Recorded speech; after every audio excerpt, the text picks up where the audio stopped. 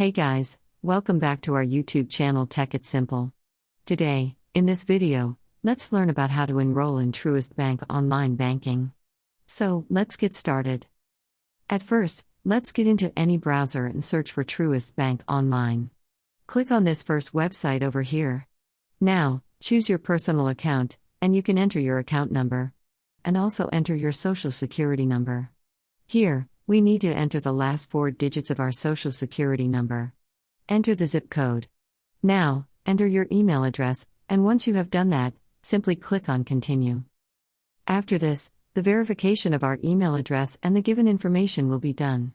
Once the verification is done, we'll get to the further step, which is creating your username and password.